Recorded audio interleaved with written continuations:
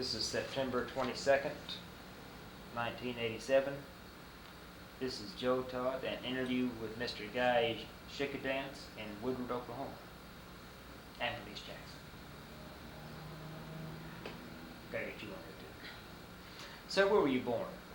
I was born near Gage, Oklahoma in October the 20th, 1913. Who is your father? August Schickedanz. And your mother? Mildred Marlow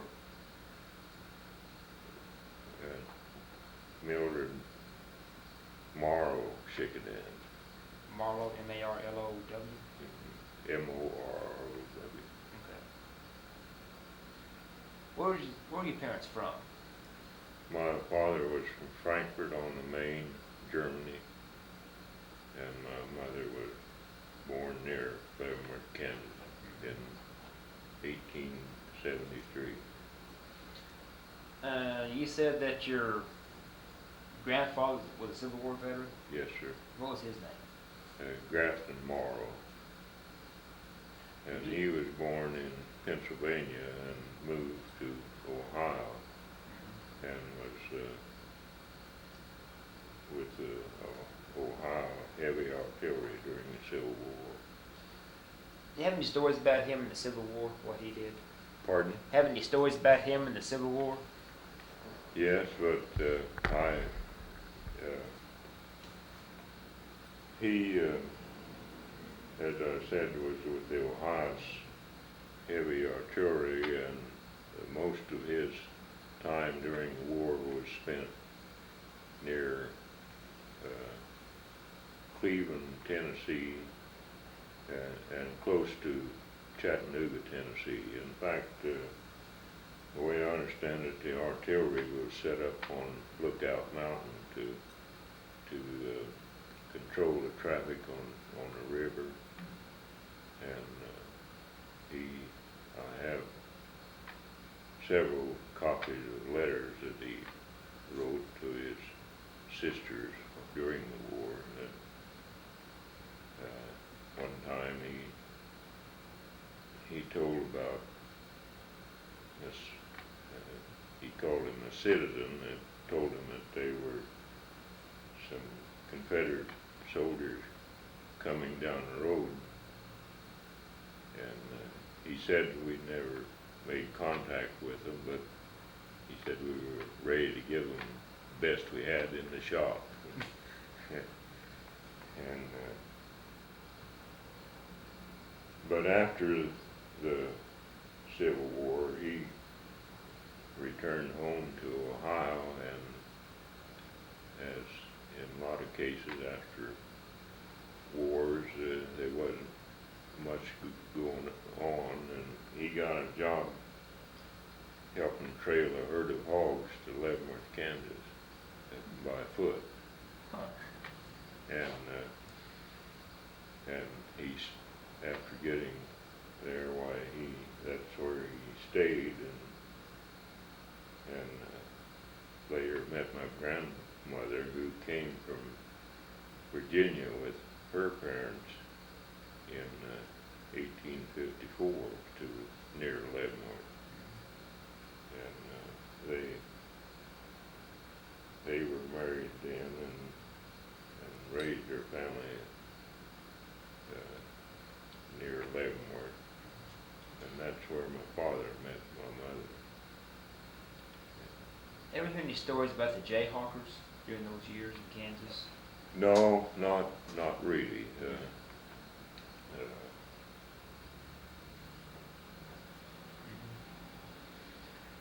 And then you mentioned that your father, about the story about him coming from Germany. Yes, he and two of his brothers came. They were orphans. Their parents had died when they were about 5 or 6 years old. That is, when my father was 5 or 6 years old. The older one, whose name was Willem, had served his time in the German army, and the two younger brothers, their time was soon to come, and they didn't believe in military conscription, and of course at that time there were a lot of immigrants coming to the United States, so they decided to come to the United States. My father worked as an apprentice gardener in Germany, and I have learned since he'd been gone, that he worked for a gardener who made one of the first grafts on a tree, and they planted a peach tree on one of the streets in Frankfurt, so that the people could see this graft. And a nephew of mine told me that Dad had told him that he would like to go back and see if that tree was still there, which of course it wasn't after 2 world wars.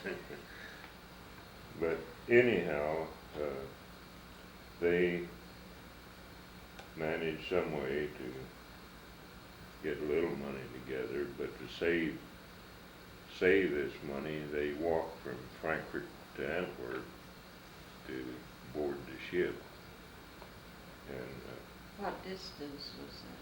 pardon? What distance between those two? I looked it up one time, if I remember, around 150 miles, I think. And they boarded a steamer called the Daniel Steinman. And 3 days out, they broke a propeller shaft. And of course, with no radio communication or anything, they didn't know how long they'd be adrift. And the captain put them on half ration right away. But I believe it was in a day or two they sighted a Dutch steamer, and Dad told about the captains talking back and forth. They finally made a deal that this Dutch steamer would tow them to New York, and they shot a line across, and those third-class passengers had to help pull the line across. But anyway, it took them 21 days then to cross the Atlantic. And my dad was 16 years old at that time, and the older brother, I think, was 23, and the middle one was around 18. Dad said that when they were on Immigrant Island, why farmers would come down from up in Connecticut, and they'd go along and feel their hands, see if they were used to work. They knew that these fellows was poor and had to have a job. So they worked for some time on a farm up in Connecticut. And the older brother, of course, he was kind of the leader, and he'd heard that Leavenworth, Kansas was a place where things were going on. And so as soon as they can get money to buy a train ticket to Leavenworth, they came to Leavenworth. Did any incidents happen on the ship coming over? Well, nothing other than the broken propeller shaft, but Dad said that the steward told him that they'd never made a crossing without something happening, and he heard later that 3 years later it went down, and no one but the captain and, I don't know, just a few people got off of it. So it was a kind of a hard luck outfit. What about Did he ever talk about Ellis Island, the immigrant island? No, not really, other than what I just said about. And of course, that was before the Statute of Liberty. That was in 1882 Yeah. when they came. Could And they, had- excuse me, could they speak English? No, but they went to night school somewhere. I really don't know where, and learned the language. And how much money did they have when they landed? They had 50 cents among between the three of them. And so they went from Connecticut to Fort Leavenworth, Yes, or Leavenworth, Kansas. and that's they. Well, in about 1884, then my dad worked in a lumber camp near about 50 miles northwest of Memphis, Tennessee, near Mark Tree, Arkansas. And I don't know if the other brothers went down there or not, but anyway, my dad told about how, terrible mosquitoes and gnats were. They would work during the winter cutting these logs, and then when he called it the overflow came in the spring, they would float them in to the sawmill. But he said the mosquitoes and gnats were so bad that mules that they had around there, they would build smudge fires with the sawdust, and those mules would stand with their heads in that smoke so that keep those gnats from getting in their ears. And he also told about then, after the water went down, how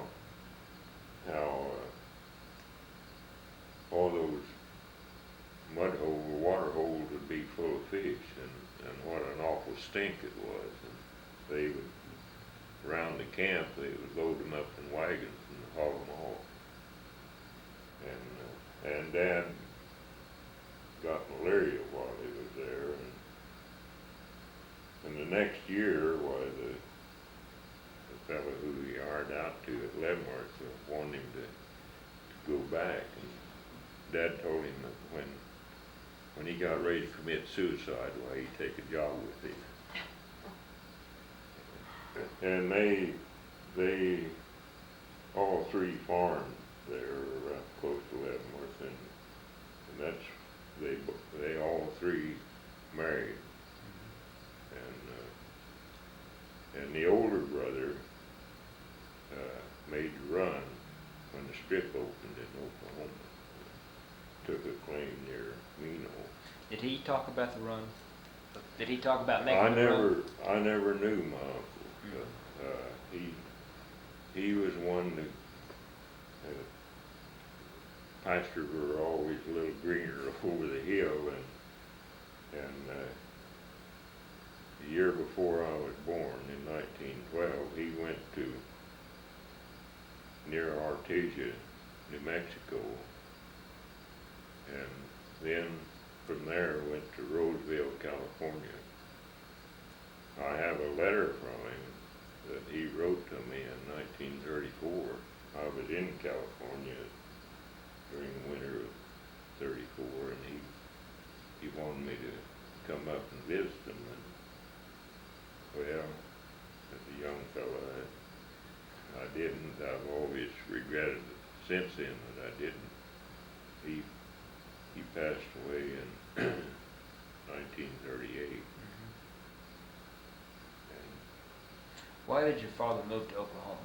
Pardon? Why did your parents move to Oklahoma? Well, the main reason was that land was hard to rent, or had become hard to rent around Leavenworth, and his brother here in Oklahoma had told him that there was still free land out in this part of Oklahoma, And so in 1901, they shipped an immigrant car to Mino,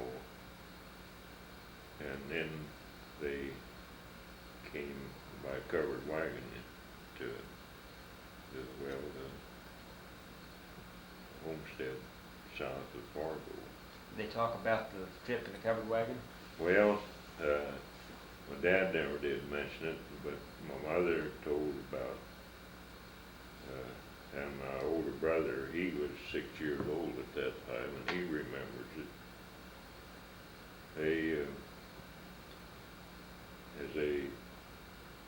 They camped over one camp was over in the Chip Hills, and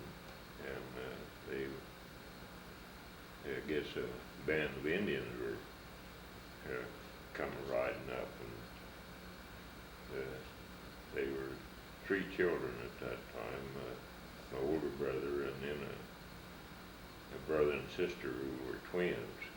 They were just, I think, about 4 years old, and they, of course, they'd heard about the Indians in Oklahoma, and they were kind of frightened. But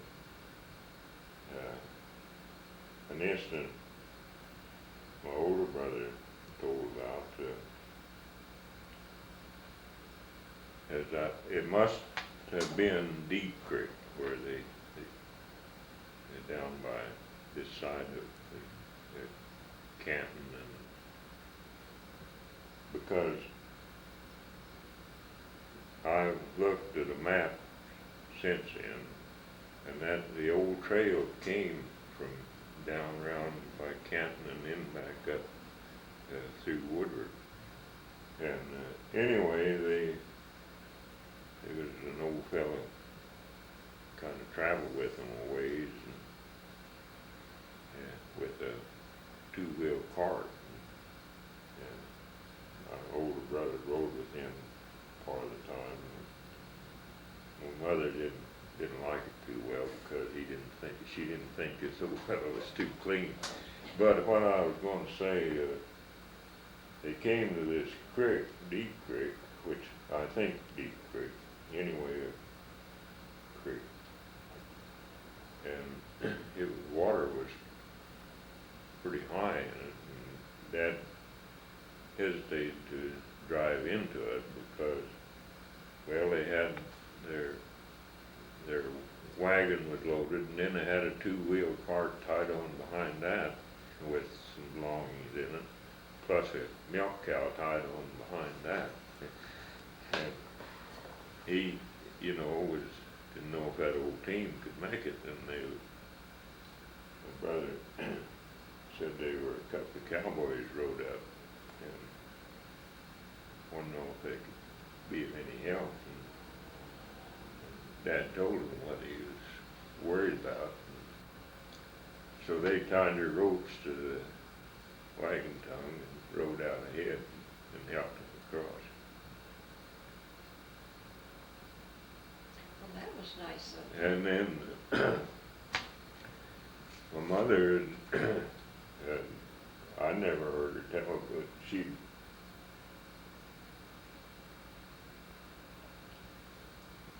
told my wife that they made camp here east of Woodward, close to the river, and it was night, it was getting to be night, and it was looking like a storm was coming up, and they wanted to get on the west side in case the water was high. So it was dark, and my Dad went ahead with a dish towel so my mother could see and drive a team. And they camped on the west side. It took them 6 days to come from Mino to a place just a mile south of Fargo, who was a neighbor that they had in Kansas. And then the next day, or they went on Sunday, they went on to claim and what have Where you. is Mino? It's 16 miles this side of Enid. And this older brother that made the run, he had a lumber yard in Mino then until he went to New Mexico.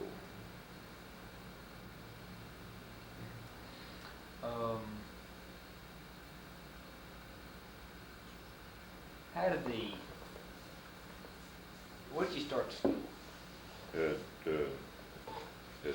Liberty School in South Fargo, which is District 47. Did you have a house already prepared to move into? No. My older brother told about they drove out there on Sunday and they unloaded the overjet off the wagon to have a place for shelter, and the next day then my dad went to Fargo and got lumber to build their claim shack, and they lived in that until.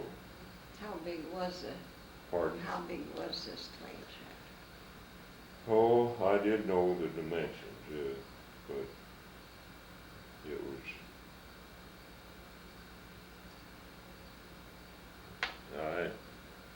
I think it was about 12 feet wide and about 20 feet long. I have a picture of it that some photographer had come through the country, and I'm very thankful to have a picture of it. Well, now, did you bring chickens with you? Did you? I don't know whether they had any chickens or not, but they had this milk cow, and my brother said they would milk, and they'd hang a bucket of milk on the wagon, and it would, butter would form in the top of that. Yeah, I can imagine. What did your father have to do to prove up on the claim? Well, I can't really answer that.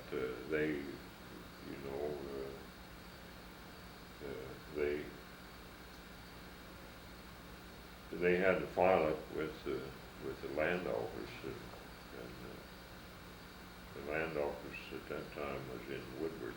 In fact, they wasn't Ellis County then. It was all, I think, Dade County, which included at least part of Woodward County and Ellis County, and I don't really. And that was in 1884? No, in 1901. Oh, in 1901. Yeah. No, my father came to the United States in 1882. Yeah. My Uncle Willem made the run when the strip opened in 93. And my mother's brother showed me the house where my brother and my uncle had lived before they made the run, and he had he didn't think his wagon would make the trip, and so he bought one at a sale and was going to put the wheels off of his wagon on the running gears, and well, it turned out they didn't fit. The skeins were too big, and Uncle Willem, he filed those skeins down to fit those wheels. My mother's brother said he'd come by and he'd be a file away out there, and he'd file a while, and then he'd tell him about what wonderful place Oklahoma was. And that, my uncle, my mother's brother, Uncle Chancey, he never did, he thought Oklahoma was a jumping off place. Anyway, that he then, Uncle Will drove to Oklahoma and made the run when the strip opened, and took a claim just a mile south of Mino, and which he later, he rented when he left, and then never came back to it, and sold it to the family that rented it. I one time got thinking about that story of filing those axles down, and I thought it would be quite a thing if I could still find that over there, because those file marks would have been on the top side, and there was some of the family still owned the place, but there wasn't anything around there like that. But it would have been quite a thing if I could have found it. Could you describe what the town of Fargo looked like in the early years? Well, not really. Just what I've heard the folks say about it. One thing I do remember my older brother told about. See, there wasn't any roads at that time, and there was a trail that came from the southwest and went across my folks' place, and it also went along the west side of that mound south of Fargo, and there was a drift fence that the cattlemen had built, and there was a gate there right west of that mound where they had to go through. And till a few years ago, in the pasture there at home, you could still see the tracks of that old trail. But really, I don't. That, of course, was before my time. Yeah. How did the Depression affect the farm? Well, it was, you mean in the 30s? Yeah. Well, things were, there wasn't any money to speak of.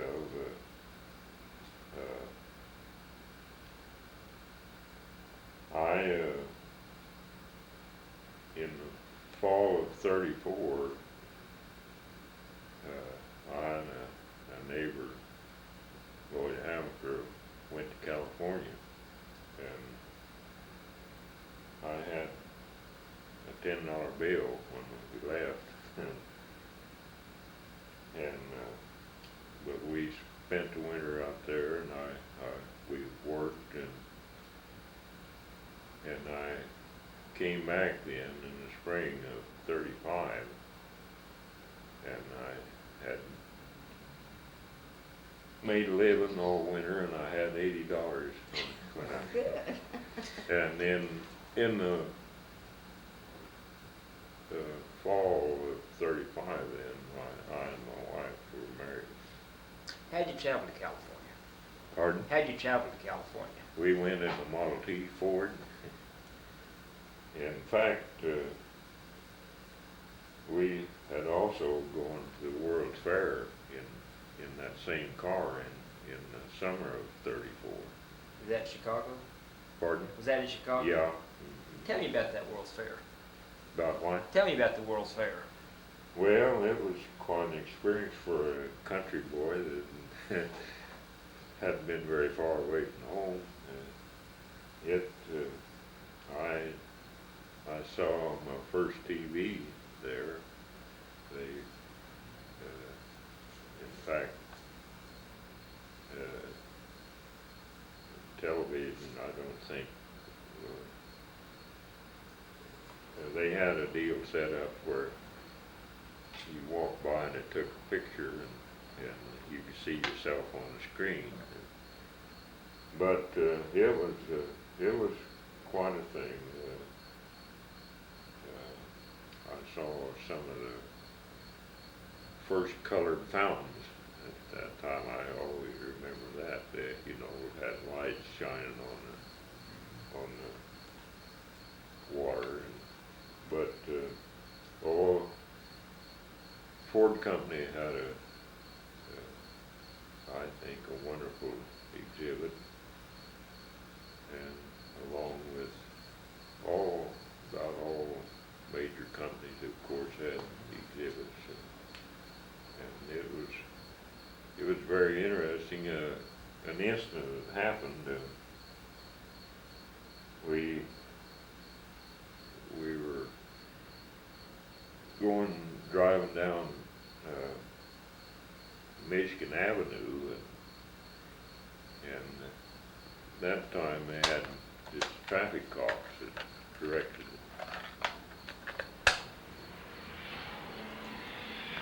the traffic, and we was trying to find a place to stay, and well, got kidding him about where we was from and one thing and another. And we asked him a place to stay, and he told about a rooming house just a block west of Michigan Avenue. And well, we wanted to know how to get to it. The traffic was real heavy there on Michigan Avenue, and he said, "Well, I'll fix that." He just stepped out and threw up his hand and stopped all the traffic, and we just made it a left-hand turn right off of Michigan Avenue. Yeah. Anything happened on the trip to California in the Model T? Yeah, Valhead came off 12 miles east of Gila Bend, Arizona, and we finally, a fellow came along. That happened along about 4 o'clock in the morning. We had left El Paso about sundown, and I still don't realize how we got that far, but we got close to Gila Bend in about 4 o'clock in the morning, and about daylight, an oil truck, delivery truck came by, and he pulled us into Gila Bend for $1 a mile. That But took anyway. some money, didn't it? That took some money, didn't it? Well, I was glad we had it. Yes.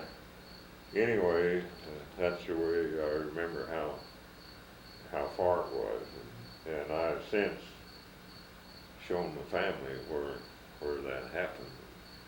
The road's altogether different Well, now. when night come, did you sleep out? Or did you Well, camp out? no, not really, except that night. And we spent Thanksgiving. We ate Thanksgiving dinner in Carlsbad Cavern in 1934, and we stayed the night before in a cabin there, which close to Carlsbad Cavern. It cost us $1. How many was in your party? So I just it's Lloyd Hamilton. What'd you pack to take to California? Pardon? What'd you pack to take to California on that trip? What did we take? Yeah. Well, just what clothes we had, and I remember we stopped at Portales, New Mexico, and bought 100 pounds of peanuts. So we had peanuts all winter. I don't know, I think it cost about $2 or something like that. What kind of work do you do in California? Well, I got a job on a lemon ranch. I worked to start with picking lemons, which was kind of against the policy. They didn't.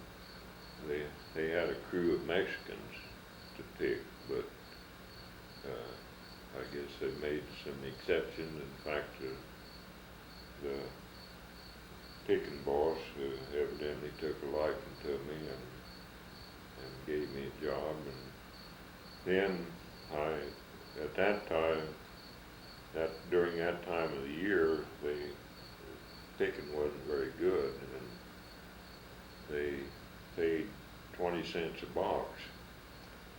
And I managed to pick 7 boxes that first day at $1.40, and I still remember how tired I was that night. I've never been that tired, I don't think. What part of California was this? It was close to Ventura, which is about 90 miles north of LA. Now, did you live, I've heard about they had these camps set up. No, we didn't live in it. You weren't an Okie out there then? No, not really. We had 2 friends that had gone out there earlier, and we, in fact, one of these boys' parents had moved to California.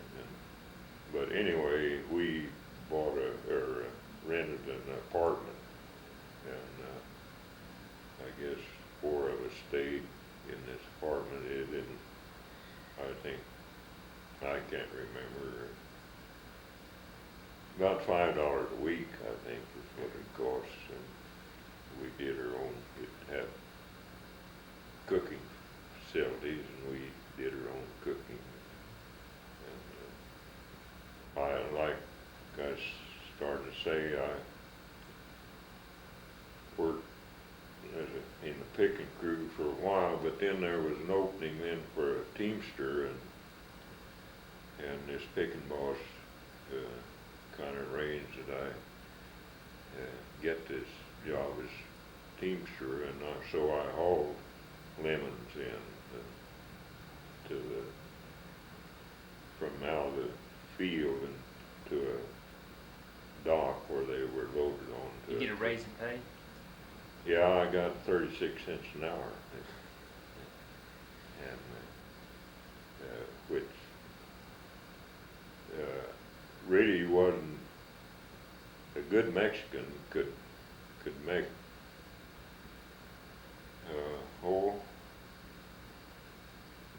I can't remember. I've got it written down at home, but they could make, $3 or $4 a day, but about $2 or $3 a day is about it. But I could finally got to where I could kind of make the average. What was the name of the farm you're working on? Well, it was the Limonera Company, the Del Mar division, and I have since been there and took some pictures of it, and some of the old buildings are still standing. Why did you go to California? Pardon? Why did you go to California? What was the reason? That was during the Depression, and there wasn't anything really to do around here, and I had a few cattle at that time, and my older brother told me that he would take care of them, and so I guess just see what the country's like. And you stayed out there just that winter? Yes, just I came home in May, and we had some rains in, and I had put out my first wheat crop in the fall of '34, and I harvested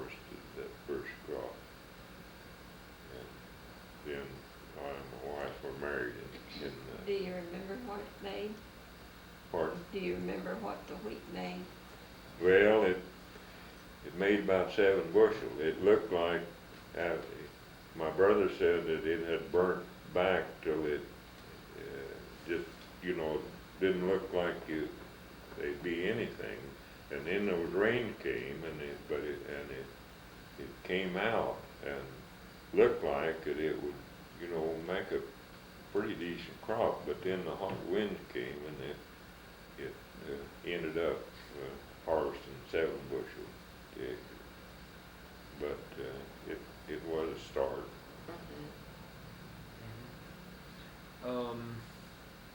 You do any work for the CCC or WPA? No, well, I did work for WPA. That it would have been in 33, I guess. I hauled gravel, and gravelled the streets of Fargo at that time. What'd you get paid for doing that, WPA? Oh, by having a truck, I got, better pay, but, I hadn't thought about it. I don't remember what it amounted to. It seemed to me like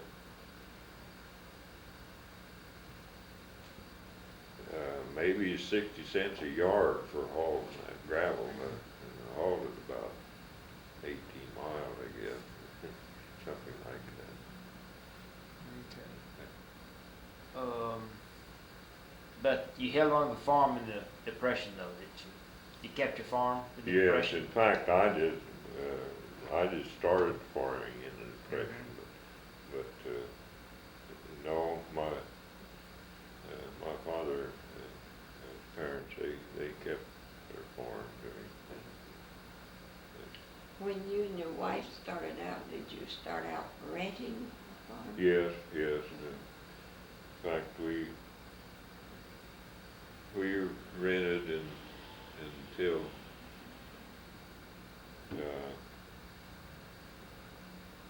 1945. In fact, I had rented this place even before that, and then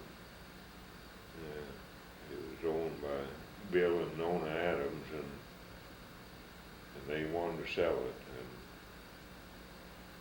and I didn't see how I could manage, but Guy Adams loaned me the money for the first payment, for a down payment, and we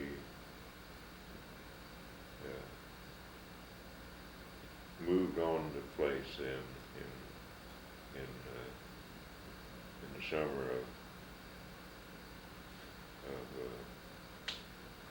46, I guess. But getting back to my grandfather,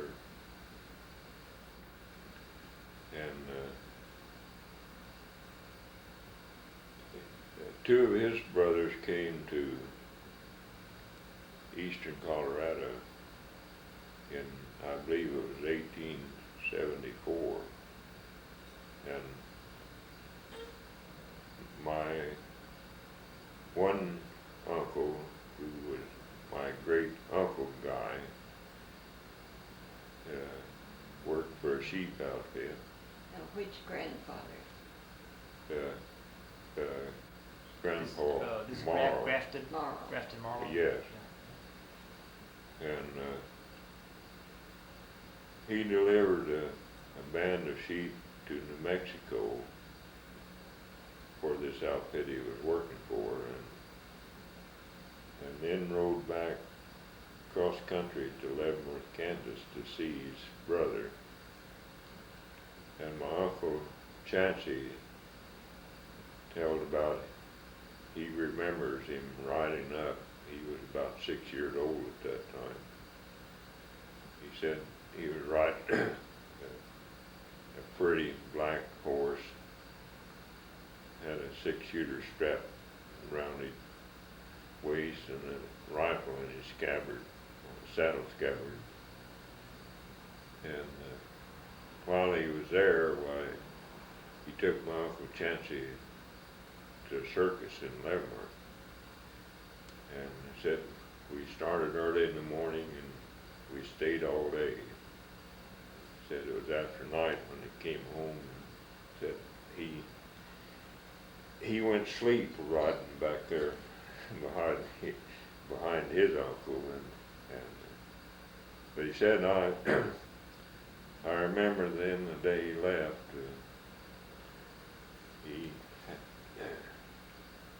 the family was all out in the yard and he shook hands with all of them, and when he came to me he reached down and shook hands and got on his horse and he said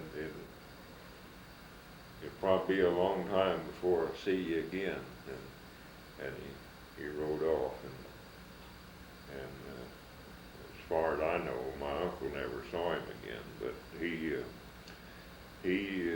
and his family had a sheep outfit then near Deer Trail. It covered a township, and later he was in the banking business in Denver. But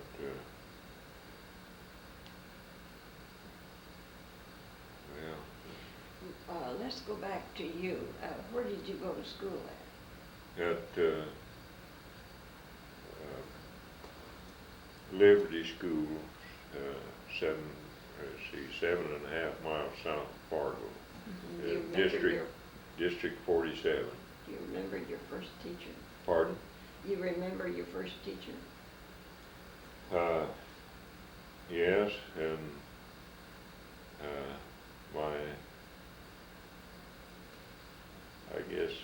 I guess it's the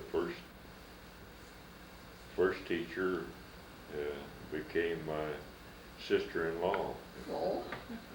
who married my older brother at Grafton. And Well, how many children were there, and how many brothers and sisters do you have? well, there were 4 brothers of us, and we had a sister. And I and my younger brother are the only ones living now. And after you graduated in 8th grade, I suppose, what did you do then? Did you go on to high school? Well, I went freshman year of high school. At Fargo? Yes, and well, times were hard, and transportation was a problem at that time, and I decided to quit, and which I did. In 1929, when the banks went broke, did the bank in Fargo go broke? No, the Fargo Bank is the stock exchange bank here in Woodward now, and they've never been broke. Do you remember who was the president of the bank in Oh Fargo? yes, Mr. Benbrook was the president. Oh, he was president Yeah. then. In fact, he told me about, he came to Fargo in 1911 and went to work there at the bank. Didn't plan to stay, but yes, Mr. Benbrook was a very close friend of mine. In fact, if it hadn't been for him, I wouldn't be in the farming business now. In 38, I became pretty discouraged, but he told me, well, I owed a note there, and I just had enough money from the wheat crop to pay it. He said, all we can do is just make another note and you go ahead. Well, the war then started, and times were some better, and I've always been grateful to Benbrook family. Would that be Bruce's grandfather? Yes. Mhm. What was his name, his given? Well, his initials were A.M. and Temple Benbrook was Bruce's father, who was a very close friend of mine. We went to school together. Wow. And they've always, in fact, my grandson has an account there at the bank, which is the fourth generation of Schickedanz that have done business with Benbrook. What'd you do during World War II? Pardon? World War II. How's this? How did World War II affect you? Well, I was married at that time and we had our oldest son and farmers, especially with the family, were exempt. That is, most were, and my younger brother went to the army and as an instant, my older brother was in the First World War and my younger brother was in the Second World War. Did your older brother tell you any incident in the First World War? Yes, he was in the medical corps and was attached to the French Army after he got overseas. Mm-hmm. And he drove an ambulance during World War I, and wasn't in combat, but he was up close to the front lines just before the armistice was signed. As an instant, my younger brother he was with the Air Corps in World War II, and he at one time was stationed at an airfield outside of Paris, and in 1985, he and his wife and my wife went on a tour, and we found the old airport where he had spent some time, which was kind of a highlight of the trip. So what have you done since World War II? Oh, I've just farmed. Did you have the bond raising going on in World War II? Oh, yeah. Yeah. In fact, I bought a few bonds. And when our youngest son was,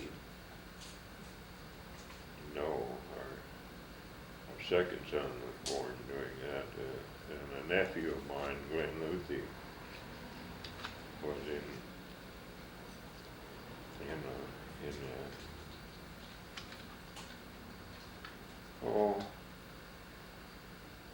in the islands off of Alaska. Oh, the Aleutians? Yeah, the Aleutians Islands. He sent a bond to this one boy.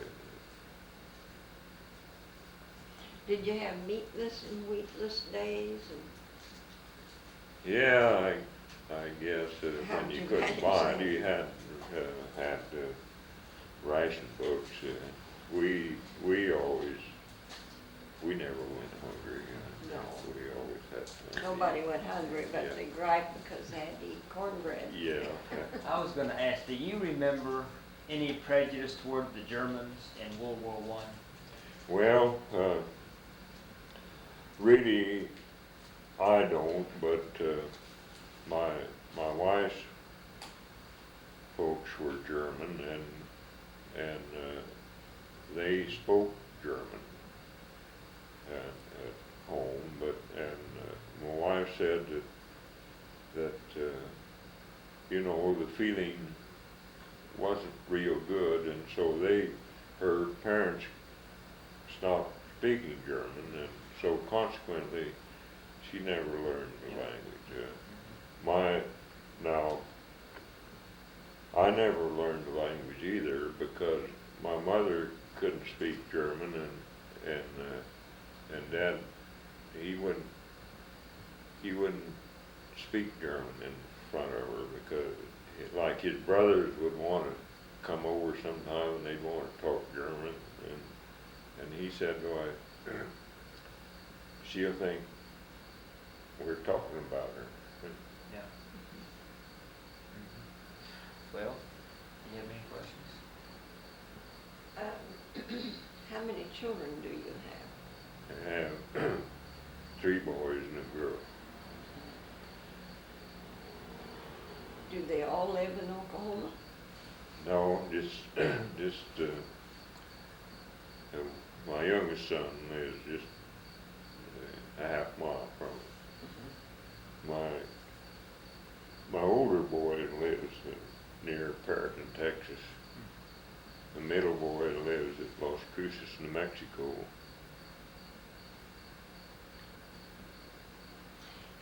And our girl lives at the present time and just have moved to Newport, Rhode Island. Her husband in the Navy. Are you the gentleman that runs the old thrashing machine crew? And No, I have a collection of stuff, but a neighbor of mine, John Adams, who is now deceased, had a thrash machine, and we. every year you'd have a big thrashing. Yeah. We've been there. Oh, is that right? Yeah. Well, might have your picture. Yeah. I wouldn't know about that, but my Well, I husband took and I have been there. a good many pictures, and see, I live just a half mile south of where the thrashing was. I see. Yeah, I have a collection. What became of his machine after he died? Well, his family still has it. Well, You said you and your wife did a lot of traveling. Well, we were fortunate to do quite a bit. Our youngest son was stationed in Germany in 70 and 71, and she and I made a trip over to see him then. And then later, our daughter and her husband were stationed in Japan, and that was in 76, and we went over to visit them. While you were in Germany, did you look up your father's old home? Well, tried to, but I didn't have, and I didn't know where to go to find the records. But we went to Frankfurt and talked to the Red Cross, and they put us in touch with some people by our name, but we talked to them on the phone, and the men folks were at home, and so, you know, it would have been about the 4th generation too, and so we didn't really turned in. I see. How did you enjoy your trip to Japan? Or real well, yes, Were you treated nicely? pardon? Were you treated nicely? in Yes, Japan? that was the thing that surprised me. Real, the people were real friendly and real courteous. Then, later then, in '85, I and my wife were fortunate enough to go back to Germany. You go to Frankfurt? Pardon? Did you go to Frankfurt? Not this last time. Yeah. We did the first time. Yeah, it's pretty well a new town now. It's Oh yeah, it's been completely rebuilt. yeah, it's pretty well destroyed in the war. Yeah, in fact, my brother's outfit got a citation for bombing all the bridges in Frankfurt, and they have all been built Yeah. back, and the buildings restored. Yeah. There's just a very few places you can see any evidence of Yeah. any. He wasn't injured in any of that? He wasn't injured? No, he was, of course, back of the lines at an airfield, but he was in a hospital one time he had pneumonia or something, and one of Hitler's buzz bombs went right by the hospital. Oh, boy. But no injury. Well, that's good. Okay, well, Schickedanz, I guess we have a good interview. Yes, I think this has been real good. Well, I hope it hasn't been boring. Oh, no. Okay. Thank you. Let me. I've always said I've never interviewed anybody yet for what I didn't learn something. Well, it's nice of you to come. We appreciate it. Well,